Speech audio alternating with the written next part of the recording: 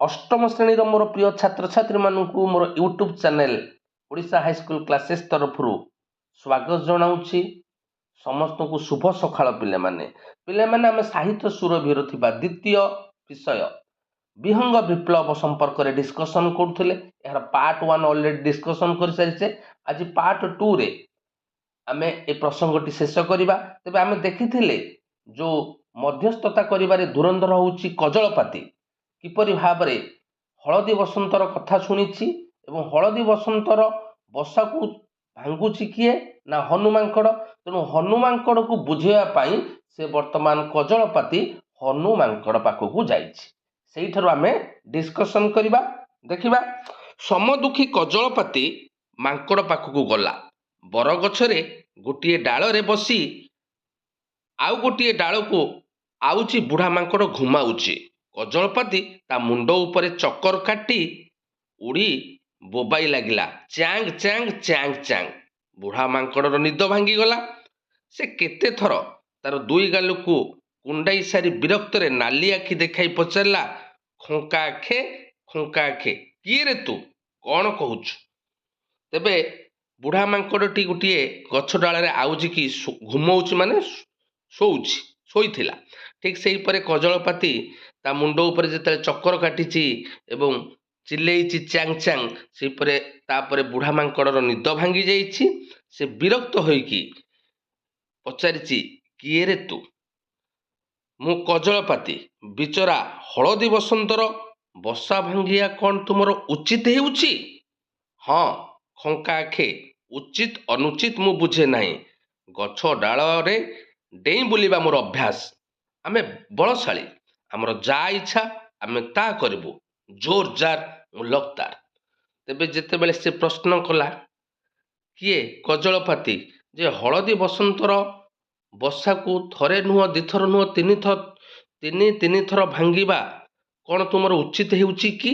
सेई समय हनुमांकड़ कहूची जे गछरु गछ डेइबा होउछि आमर अभ्यास। आमे होउछु बलशाली, तेणु मोर जहा इच्छा मु ताहा करिबी, जोर जार मुलकतार। अर्थात मोर बल अच्छी, मोर शक्ति अच्छी, मु जहा करि परिबी।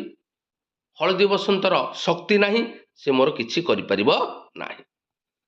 कजलपाती तापरे बहु प्रकार बुझेला, मात्र गौआ मांकड़ ता कथा बुझिला नाही। कजलपातीर सबु कथा तार ए कान पशि से कान बाहरी गला। शेषरे सेथुरु निरस्त होई कजलपाती कहिला ताहेले मु राजांक पाखे तुम नाम फेराद हेबी। तेणु कजलपाती बहुत बुझाइବାକୁ चेष्टा कला, जेहेतु से मध्यस्थतार धुरंधर। तो हनुमांकड़टी निजको गर्व अनुभव कला, शक्तिशाली अनुभव करिकी ता कथा को भ्रुक्षेप कला नहीं। शेषरे एही घटनाटी राजांक पाखरे पहुंचिया पई ताकू धमक देला।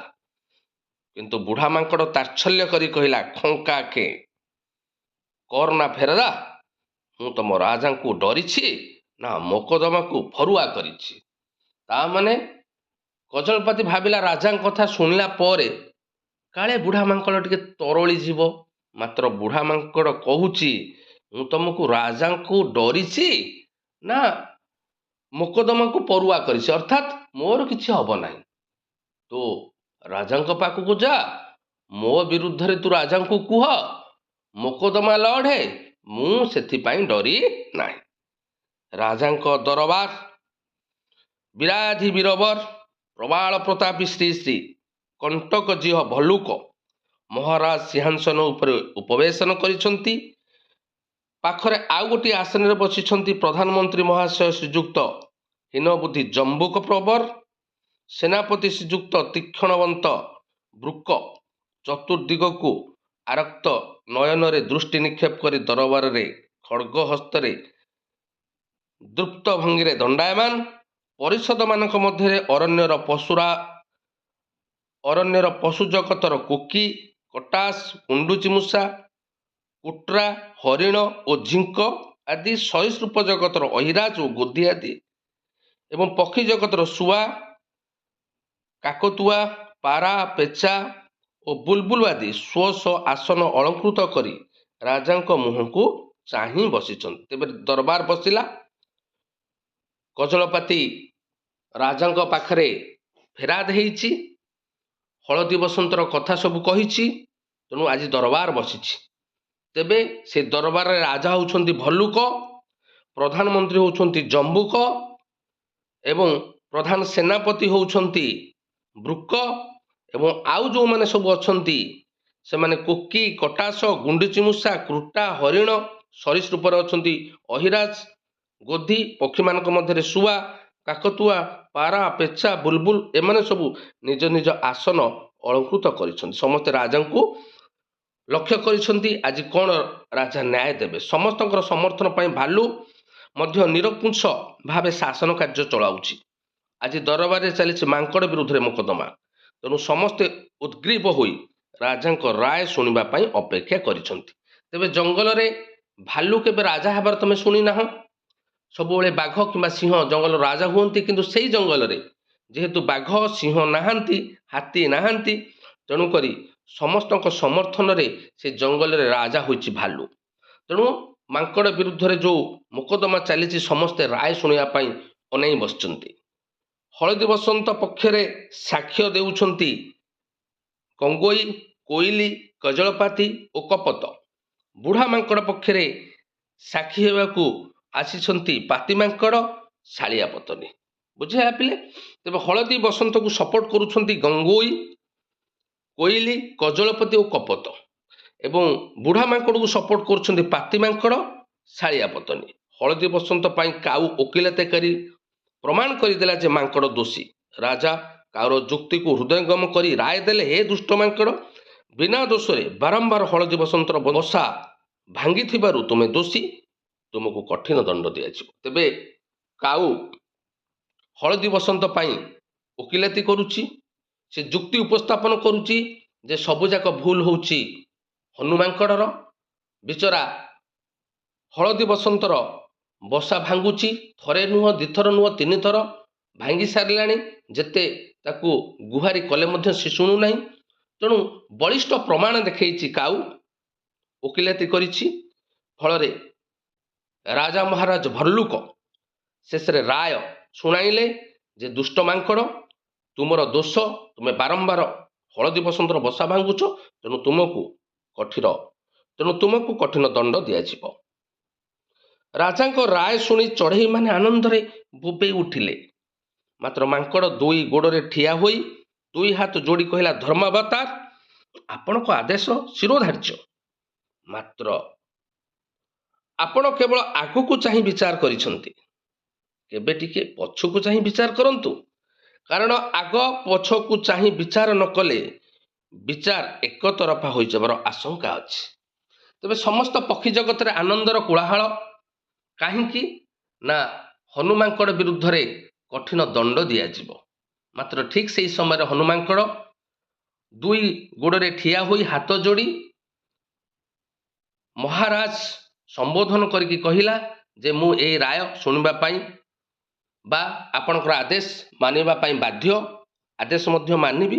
ମାତ୍ର ଟିକେ ବିଚାର କରନ୍ତୁ, ଟିକେ ପଛକୁ ଚାହିଁକି ମଧ୍ୟ ବିଚାର କରନ୍ତୁ। ଆପଣ ଆଗ ପଛକୁ ଚାହିଁ ବିଚାର ନ କରିବେ ତେବେ ବିଚାର ଏକତରଫା ହୋଇଯିବାର ଆଶଙ୍କା ଅଛି।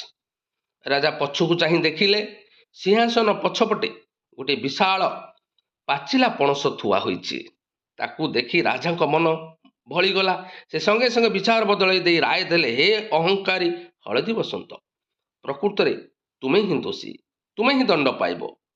କାହୁ ବିଚଳିତ ହୋଇ କହିଲା, କା ନା ନା ନା ମହାରାଜ, ହଳଦୀ ବସନ୍ତର ଦୋଷ କ'ଣ?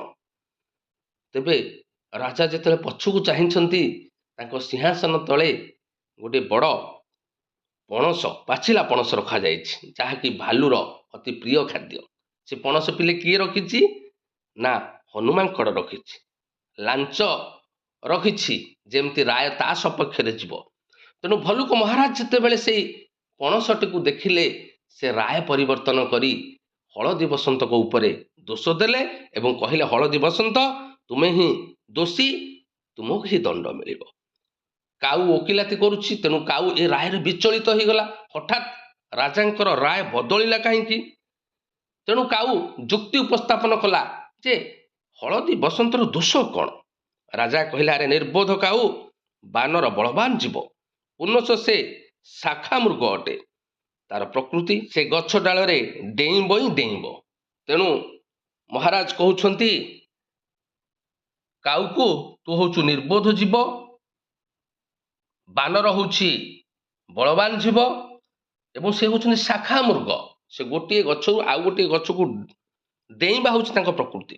ତେଣୁ ସେ ଡେଇଁବ, ସେ ଡେଇଁବାରୁ ତାର କୌଣସି ଭୁଲ ନାହିଁ।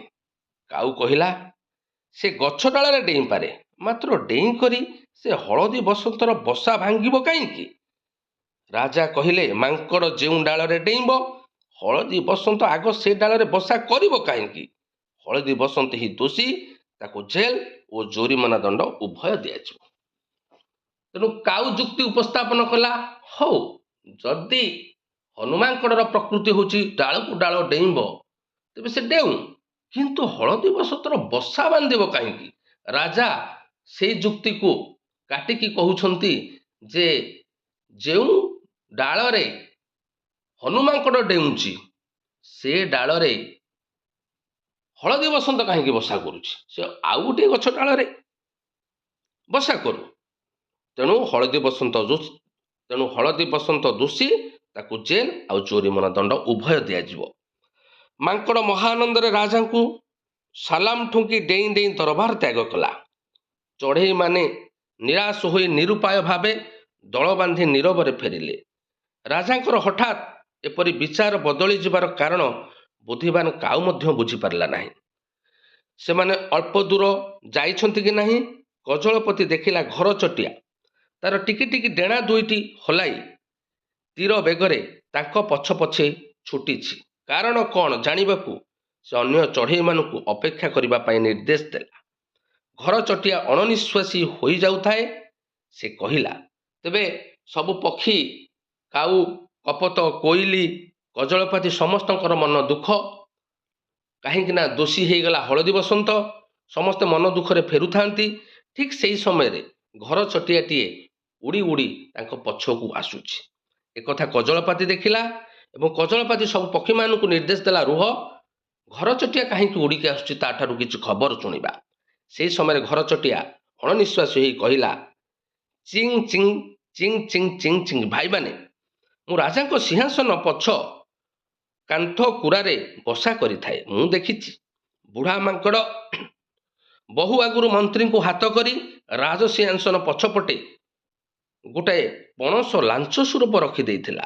ଲାଞ୍ଚ ପାଇ ରାଜା ଏପରି ବିଚାର ବଦଳାଇ ଦେଲେ। ତେଣୁ ସେଇ ଘର ଚଟିଆଟି ରାଜାଙ୍କ ସିଂହାସନ ପଛପଟେ ବସା କରିଛି। ତେଣୁ ସେ କହୁଛି ଯେ ଯେତେବେଳେ ସଭା ଆରମ୍ଭ ହେଲା ତା ପୂର୍ବରୁ ହନୁମାଙ୍କଡ଼ ମନ୍ତ୍ରୀଙ୍କୁ ହାତ କରି ରାଜସିଂହାସନ ପଛପଟେ ଗୋଟିଏ ବଡ଼ ପାଚିଲା ପଣସ ରଖିଦେଇଥିଲା। ତେଣୁ ଭଲ୍ଲୁକ ରାଜା ଯେତେବେଳେ ସେଇ ପଣସଟି ଦେଖିଲେ, ସେ ସାଙ୍ଗେ ସାଙ୍ଗେ ରାୟ ବଦଳାଇ ଦେଲେ। କାଉ ଏକଥା ଶୁଣି ବଡ଼ ଉତ୍ତ୍ୟକ୍ତ ହୋଇଗଲା ମାନେ ରାଗିଗଲା। କା ରଡ଼ିରେ ସେ ଚଉଦିଗ କମ୍ପାଇ ଦେଲା। ତା ରଡ଼ି ଶୁଣି ଶହ ଶହ କାଉ, କଜଳପାତି, ଚିଲ, ଶାଗୁଣା ପକ୍ଷୀ କୁଆଡ଼ୁ ଉଡ଼ି ଆସି ଜମା ହୋଇଗଲେ। ସେମାନେ ଏକାଠି ବସି ସ୍ଥିର କଲେ ସମସ୍ତେ ମିଶି ଏଭଳି ଲାଞ୍ଚୁଆ ରାଜା ଓ ମନ୍ତ୍ରୀକୁ ଆକ୍ରମଣ କରିବେ ଓ ସିଂହାସନରୁ ତଡ଼ିଦେବେ। ତେଣୁ କାଉ ଯେତେବେଳେ ଶୁଣିଲା ଯେ ଲାଞ୍ଚ ଖାଇକି ମହାରାଜା ଭଲ୍ଲୁକ ନ୍ୟାୟକୁ ବଦଳେଇ ଦେଇଛନ୍ତି, ତେଣୁକରି ସେ ରାଗରେ ଗର୍ଜନ କଲା, ରାବିଲା।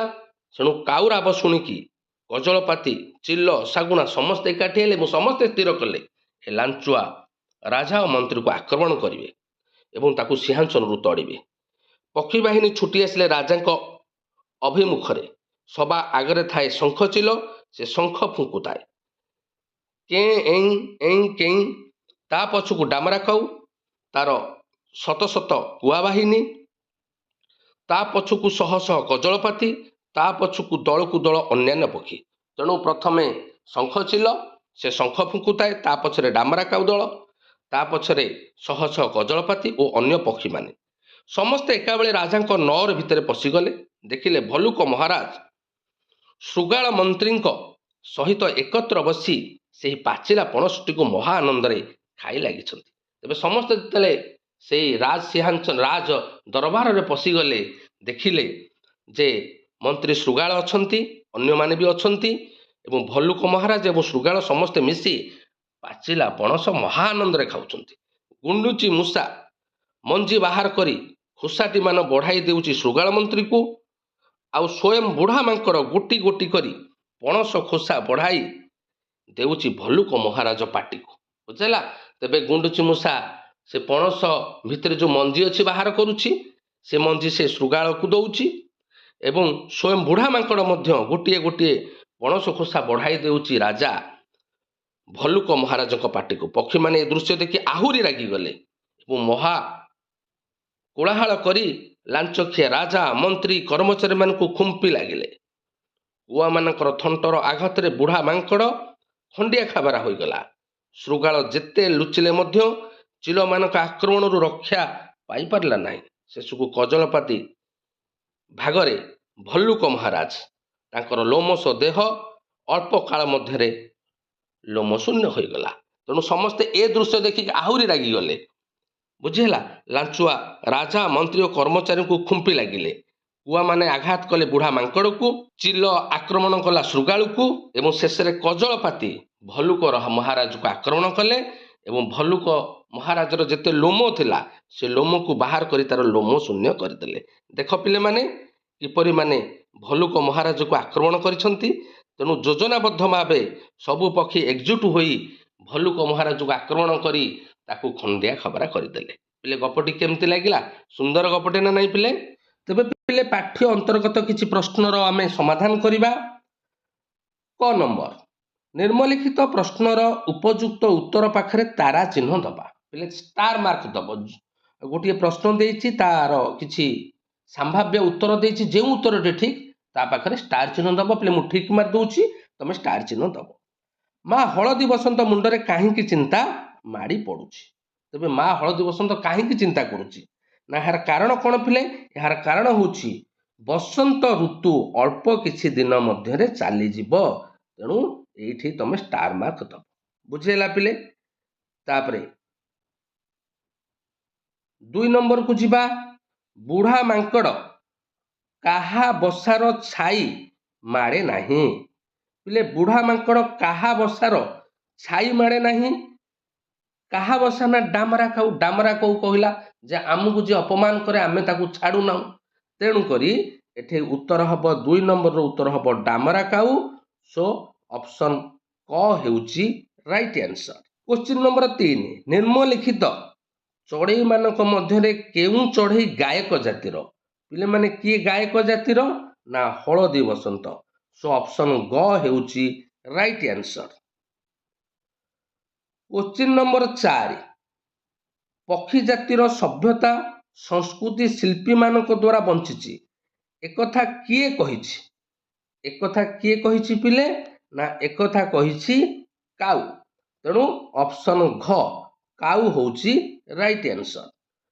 କ୍ୱେଶ୍ଚିନ୍ ନମ୍ବର 5, ସମଗ୍ର ବସୁଧା ଆମର ଜନ୍ମଭୂମି, ଆମେ କାହାକୁ ପର ବୋଲି ଭାବୁନାହୁଁ, ପଠିତ ଗଳ୍ପରେ ଏକଥା କିଏ କହିଛି?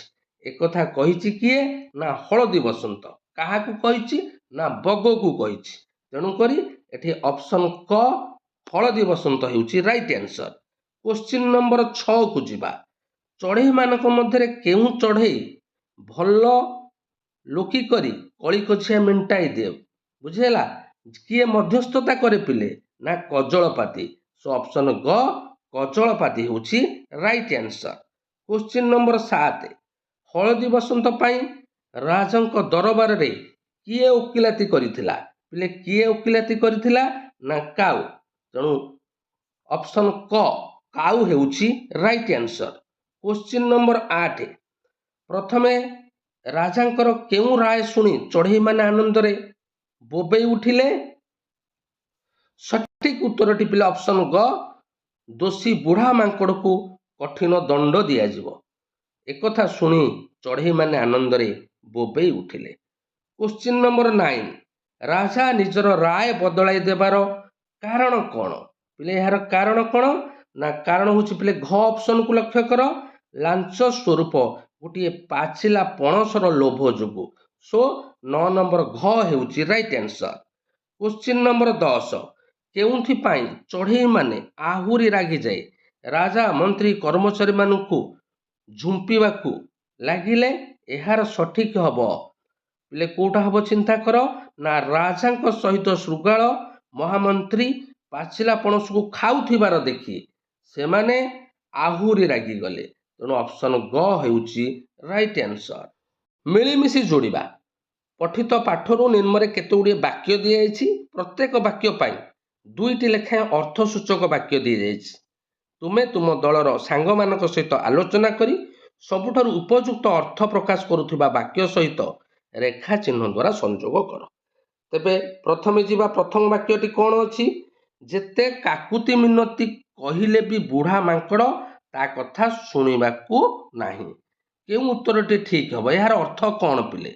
ଏହାର ଅର୍ଥ ହେଉଛି ହଳଦୀ ବସନ୍ତ ତା ବସା ନ ଭାଙ୍ଗିବାକୁ ଅନୁରୋଧ କଲେ ମଧ୍ୟ ବୁଢ଼ା ମାଙ୍କଡ଼ ତା କଥା କେବେ ହେଲେ ମାନୁ ନଥିଲା। ତେଣୁ ଏଇ ବାକ୍ୟର ଅର୍ଥ ହେବ ଖ। ବୁଝିଲା? ତେଣୁ ତମେ ପିଲେ ଏଇଠି ତୀର ଚିହ୍ନ ମାରିବ, ଏଇଟାକୁ ଏଇଟା ତୀର ଚିହ୍ନ ମାରିବ। ବୁଝିଲା ତ? ତାପରେ 2 ନମ୍ବରକୁ ଯିବା। ସେଥିପାଇଁ ତ ବୁଢ଼ା ମାଙ୍କଡ଼ ଆମ ବସାର ଛାଇ ମାଡ଼େ ନାହିଁ। ଏହାର କେଉଁ ଉତ୍ତରଟି ଠିକ୍? କ ଉତ୍ତର ଦେଇଛି। ଡାମରା କାଉର ଆକ୍ରମଣକୁ ଭୟ କରି ବୁଢ଼ା ମାଙ୍କଡ଼ କାଉର ବସା ପାଖକୁ ଯାଏ ନାହିଁ। ଖ ଉତ୍ତର ଦେଇଛି। କାଉ ବସାର ଛାଇ ଦେଖି ବୁଢ଼ା ମାଙ୍କଡ଼ ସେଇ ଛାଇକୁ ନ ଡେଇଁ ଦୂରେଇ କରି ଯାଇଥାଏ। ନା, ଏଇ ପ୍ରଶ୍ନର ପିଲେ ଉତ୍ତର ହେବ ଡାମରା କାଉର ଆକ୍ରମଣକୁ ଭୟ କରି ବୁଢ଼ା ମାଙ୍କଡ଼ କାଉର ବସା ପାଖକୁ ଯାଏ ନାହିଁ। ତେଣୁକରି ତମେ 2 ନମ୍ବରକୁ କ ସଙ୍ଗେ ଯୋଡ଼ିଦେବ। ବୁଝିଲା? ତାପରେ 3 ନମ୍ବରକୁ ଯିବା। ଆଜିକାଲି ତ ତୁମମାନଙ୍କର କଚେ ବାର। ଏହାର ଅର୍ଥ କ'ଣ ପିଲେ? ଗାଡ଼ିଆ ପୋଖରୀର ପାଣି ଶୁଖି ଯାଉଥିବାରୁ ଗଙ୍ଗେଇ ସହଜରେ ମାଛ ଗୁଡ଼ିକୁ ପାଇ ଆନନ୍ଦିତ ହେବା। ତେଣୁ ଏ 3 ନମ୍ବରର ପ୍ରଶ୍ନ ପିଲେ କ ଉତ୍ତରଟି ସଠିକ୍ ହେବ। ବୁଝିଲା? ତେଣୁ କ ଉତ୍ତର ସଙ୍ଗେ ଯୋଡ଼ିଦେବ। 4 ନମ୍ବରକୁ ଯିବା। 4 ନମ୍ବରର ପ୍ରଶ୍ନ କ'ଣ ଦେଇଛି? ଜୋରଜାର ମୁଲକ୍ତାର। ପିଲେ ତାର ଅର୍ଥ କ'ଣ? ନା ତାର ଉତ୍ତର ଦେଖ। କ ଉତ୍ତରଟି ଶକ୍ତିଶାଳୀ ହିଁ ଆଧିପତ୍ୟ ବିସ୍ତାର କରିଥାଏ ଏବଂ ବଳ ପ୍ରୟୋଗ କରି କାର୍ଯ୍ୟ ହାସଲ କରିଥାଏ। ବୁଝିଲା? ତେଣୁ ଜୋରଜାର ମୁଲକ୍ତାରର ଅର୍ଥ ହେଉଛି କ। ତେଣୁ ଅପସନ୍ କ କୁ ତମେ ଯୋଡ଼ିଦେବ। ତାପରେ ଯିବା 5 ନମ୍ବର। କଜଳପାତିର ସବୁ କଥା ତାର ଏ କାନରେ ପଶି ସେ କାନରେ ବାହାରିଗଲା। ଏହାର ଅର୍ଥ କ'ଣ ପିଲେ? ଏହାର ଅର୍ଥ ହେଉଛି କ'ଣ? ନା ଗର୍ବୀ ଓ ଅହଙ୍କାରୀ ବୁଢ଼ା ମାଙ୍କଡ଼ କଜଳପାତିର କୌଣସି କଥା ପ୍ରତି ଧ୍ୟାନ ଦେଲା ନାହିଁ। ବୁଝିଲା ତ? ତେଣୁ 5 ନମ୍ବରର ଅପସନ୍ ହେବ ଖ। ତେଣୁ ଖ କୁ ଯୋଡ଼ିଦେବ। ପରବର୍ତ୍ତୀ ପ୍ରଶ୍ନ 6 ନମ୍ବର। ଆଗ ପଛକୁ ଚାହିଁ ବିଚାର ନ କଲେ ବିଚାର ଏକତରଫା ହୋଇଯିବାର ଆଶଙ୍କା ଅଛି। ଏହାର କେଉଁ ଉତ୍ତରଟି ଠିକ୍? ବୁଝି ବିଚାରି ସ୍ଥିର ମନରେ ବିଚାର ନ କଲେ ରାୟ ଭୁଲ ହୋଇଯିବାର ସମ୍ଭାବନା ଏଡ଼ାଇ ହେବ ନାହିଁ। କି ବିଚାର କଲାବେଳେ ବିଚାରକ ଟିକେ ଆଗକୁ ପଛକୁ ଚାହିଁଲେ ମାନସିକ ଅବସ୍ଥା ଠିକ୍ ରହିବ। ଏଥିରୁ କେଉଁ ଉତ୍ତର ଠିକ୍ ହେବ? ପିଲେ କ ଉତ୍ତରଟି ଠିକ୍ ହେବ। ତେଣୁ 6 ନମ୍ବରର କ ଉତ୍ତର ସଙ୍ଗେ ଯୋଡ଼ିଦେବ। ବୁଝିହେଲା ପିଲେ? ମାନେ ଆଜି ପାଇଁ ଭିଡ଼ିଓଟି ଏତିକି। ପରବର୍ତ୍ତୀ ଭିଡ଼ିଓରେ ଏହାର ଆଉ କ'ଣ ପ୍ରଶ୍ନ ଉତ୍ତର ରହିଛି ଆମେ ଡିସ୍କସନ୍ କରିବା। ସମସ୍ତଙ୍କୁ ଅନେକ ଅନେକ ଧନ୍ୟବାଦ।